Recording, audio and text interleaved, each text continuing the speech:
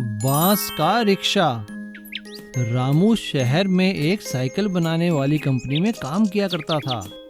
वो company cycle के साथ साथ साइकिल रिक्शा भी बनाती थी और रामू उस कंपनी में साइकिल रिक्शा बनाया करता था। वो एक बहुत ही अच्छा कारीगर था। वो बहुत ही मजबूत और अच्छे रिक्शा बनाया करता था। कंपनी में सभी उसकी तारीफ किया करते थे। लेकिन वैश्विक महामारी फैलने के कारण कंपनी को अपने मुलाजिमों की छटनी करनी पड़ी और उन्हें रामू को भी निकालना पड़ा। कंपनी के मैनेजर ने बड़े ही दुखी मन से रामू को हिसाब देते हुए कहा, भाई रामू, हमें तुम्हें निकालते हुए बहुत दुख लग रहा है, लेकिन क्या करें, तुम देख ही रहे हो काम कितना कम हो गया है। अब हमें लगता है कंपनी बंद ही करनी पड़ेगी। हम तुम्हें तुम्हारे जितने पैसे बनते थे उससे ज्यादा ही दे रहे हैं। मुझे उम्मीद है कि तुम जरूर कोई अच्छा काम कर लोगे। जी साहब, आपका बहुत बहुत धन्यवाद। मैं कंपनी की मजबूरी समझता हूँ, लेकिन साहब अगर आपको कभी भी मेरी ज़रूरत हो आप मुझे बुला लीजिए। हाँ रामू, अगर कभी कंपनी खुलेगी तो हम तुम्हें पहले बुलाएंगे। रामू बड़े दुखी मन से अपने गांव वापस आ जाता है और गांव में ही कोई नया धंधा करने की सोच लेता है। एक दिन वो टीवी पर न्यूज़ सुनता है कि सरकार नए नए स्टार्टअप बनाने वालों को प्रोत्साहन दे रही है। रामू भी कुछ नया काम करने की सोच लेता है। एक दिन जब वो गांव में घूम रहा था तो गांव में बांस का जंगल देखकर उसे एक आइडिया आया और उसने बांस का रिक्शा बनाने की ठान ली। वो जंगल से छांट कर बांस लाकर रिक्शा के पुर्जे बनाने लगा। गांव के सभी लोग उसका मजाक उड़ाने लगे। अरे रामू बचुआ, पगला गए हो क्या? बांस का भी भला कोई रिक्शा बनता है क्या? लगता है अपनी बुद्धि शहर ही छोड़ आए हो। काहे पैसा खराब कर रहे हो? नहीं काका, देखना एक दिन मैं अपने उपाय में सफल हो जाऊंगा, फिर तुम ही मेरी तारीफ करोगे। हाँ, देख लेंगे वो दिन कब आएगा। रामू की लगन और मेहनत रंग लाई और एक दिन वो बांस का बना रिक्शा लेकर गांव के बाजार में निकला। सभी लोग हैरान हो गए क्योंकि रिक्शा पूरा बांस का बना हुआ था। बांस के पहिए, बांस का पैडल, बांस की बॉडी, बांस की बैठने की जगह। सभी लोग हैरानी से देखने लगे और उसकी तारीफ करने लगे। अरे वाह रामू, तुमने तो सच में बांस का रिक्शा बना दिया। क्या हम इस पर बैठ सकते हैं? हाँ काका, निश्चिंत होकर बैठिए, ये टूटेगा नहीं। और रामू ने अपना बांस का बनाया रिक्शा शहर में हुनर हाट में पेश किया। उसका बांस का बनाया रिक्शा देखकर सभी लोगों ने उसकी तारीफ की और सरकार ने उसके स्टार्टअप को मंजूरी दे दी। उसके बनाए बांस के रिक्शा धड़ाधड़ बिकने लगे। देश में ही नहीं, उसके बनाए बांस के रिक्शा की डिमांड विदेशों में भी होने लगी। जादुई सुनहरा तालाब। एक गांव में चंदू नाम का एक आदमी अपने 2 बच्चों झुमरू और लीना के साथ रहता था। वो गांव के तालाब और कुएं साफ करने का काम किया करता था। वो अपने काम में काफ़ी माहिर था, लेकिन धीरे धीरे उसे अपने काम पर घमंड हो गया और उसका लालच बढ़ता गया। एक दिन ऐसे ही एक गांव में जब उसे तालाब साफ करने के लिए बुलाया गया तो वो वहाँ के सरपंच से लड़ने लगा। देखिए सरपंच जी, ये तालाब तो बहुत गंदा है, इसे साफ करने के तो 10,000 रुपये लगेंगे।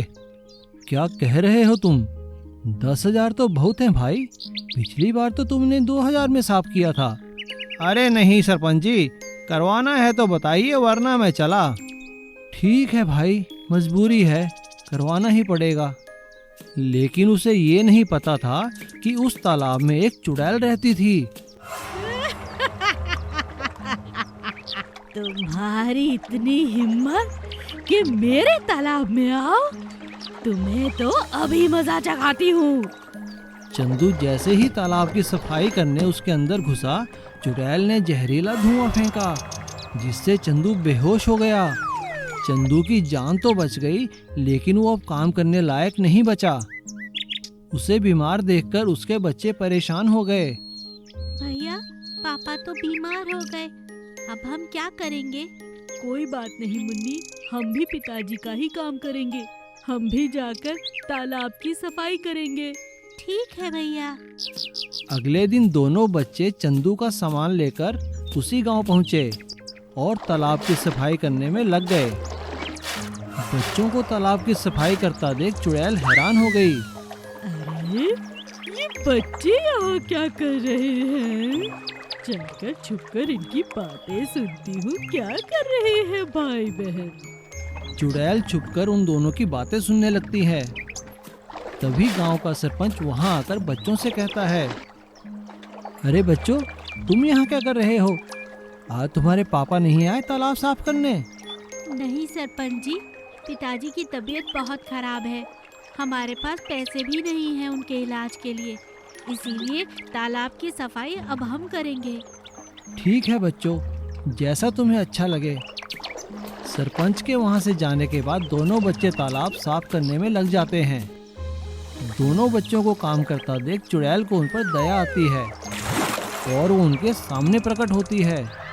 अपने सामने चुड़ैल को देखकर बच्चे डर जाते हैं। कौन हो आप? भैया, मुझे डर लग रहा है। अरे बच्चों, वैसे तो मैं चुड़ैल हूँ, मगर तुम घबराओ नहीं, मैं तुम दोनों का कोई नुकसान नहीं करूँगी। ये सोना, ये जेवर, ये सब तुम रख लो, ये तुम्हारे काम आएगा। मैं यहाँ से जा रही हूँ। ऐसा कहते ही चुड़ैल वहां से गायब हो जाती है। दोनों बच्चे सारा सोना लेकर घर जाते हैं और अपने पिता को सारी बात बताते हैं और अपने पापा का इलाज करवाते हैं। चंदू ठीक होकर फिर से काम करने लगता है और अपने दोनों बच्चों को एक अच्छे स्कूल में भर्ती करवा देता है और वे लोग फिर से खुशी खुशी रहने लगते हैं। जादुई बांस का पुल। भीमापुर शहर के सामने नदी के पार बसा एक छोटा सा गांव था। भीमापुर के लोगों को हर छोटे बड़े काम के लिए शहर आना पड़ता था। वहाँ के बच्चे भी रोज पढ़ने के लिए शहर के स्कूल में आया करते थे। लेकिन उन लोगों की एक ही समस्या थी कि नदी पर कोई पुल नहीं था। इस बात का फायदा एक इंसान उठाया करता था, वो था राकेश नाव वाला। क्योंकि भीमापुर से शहर आने जाने के लिए केवल राकेश की ही नावें चला करती थी। राकेश बहुत लालची था। वो दिन पर दिन अपनी नाव का किराया बढ़ाता रहता था। उसकी इस हरकत से सभी गांव वाले परेशान थे। एक दिन जब आदमी अपने काम पर जाने लगे और बच्चे स्कूल के लिए जाने लगे तो राकेश ने उनसे कहा, हाँ भाइयों, दोस्तों, बच्चों, सुन लो अच्छी तरह से, आज से नाव का किराया बढ़ गया है। 1 रुपए की जगह 2 रुपए लगेगा। क्या कह रहे हो राकेश तुम? अभी पिछले हफ्ते तो तुमने किराया बढ़ाया था। हाँ अंकल, ये तो गलत है। हम बच्चों का तो कुछ ख्याल रखिए। अरे बचुओ, अपना ख्याल करने के लिए अपने अम्मा अब्बा से कहो, हमसे बहस मत करो। किराया है तो बैठो, नहीं तो जाओ। सभी लोगों को मजबूरी में उसकी नाव में सवारी करके शहर जाना पड़ा। सालों साल से ऐसा ही होता रहता था। लेकिन एक दिन सभी लोग ये देखकर हैरान हो गए कि एक सरकारी ट्रक काफी संख्या में बांस नदी के किनारे उतार रहा था। लोग इससे पहले कुछ समझ पाते तभी वहां पर राकेश के रिश्तेदार मंत्री जी की गाड़ी आई और उन्होंने उतरकर कहा, गांव वालों, अब हम तुम्हारी समस्या का समाधान करने वाले हैं। जल्द ही इस नदी पर एक बांस का पक्का पुल बन जाएगा। बस लेकिन आने वाले इलेक्शन में वोट मुझे ही डालना। अरे वाह, ये तो अच्छी खबर है। पुल बन जाएगा तो अच्छा ही होगा। हाँ मंत्री जी, हम वोट आपको ही डालेंगे। आप पुल तो बनवाइए। सभी लोगों के वहाँ से चले जाने के बाद राकेश अपने रिश्तेदार मंत्री से आकर पूछता है, अरे भैया, ये क्या है? पुल बना दोगे तो हमारी कैसे चलेगी? अरे राकेश, परेशान क्यों होते हो? ये तो सिर्फ चुनाव तक का दिखावा है। एक बार जीत जाने दो, फिर काहे का पुल, कैसा पुल।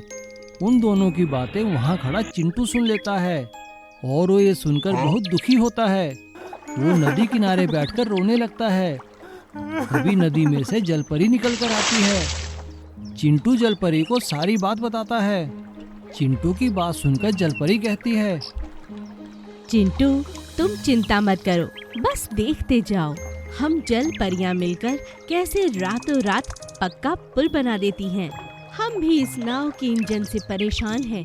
इसी के कारण हम घायल हो चुके हैं कई बार। क्या सच ऐसा हो सकता है जलपरी? हाँ हाँ चिंटू, क्यों नहीं, तुम बस देखते जाओ।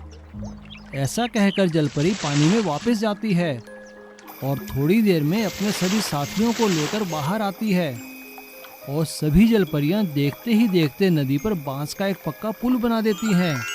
यह देखकर चिंटू खुश हो जाता है और वो जलपरी का धन्यवाद करता है। जलपरियां मुस्कुराती हुई फिर से नदी में गायब हो जाती हैं। सुबह जब सभी गांव वाले उठते हैं तो वो देखकर हैरान हो जाते हैं कि नदी पर तो एक पक्का बांस का पुल बन गया था। तभी चिंटू आकर सभी गांव वालों को रात की जलपरी वाली बात बताता है। सभी लोग नदी किनारे हाथ जोड़कर जलपरियों का धन्यवाद करते हैं क्योंकि जलपरियों ने जादुई बांस का पुल बनाकर लोगों की समस्या का समाधान जो किया था।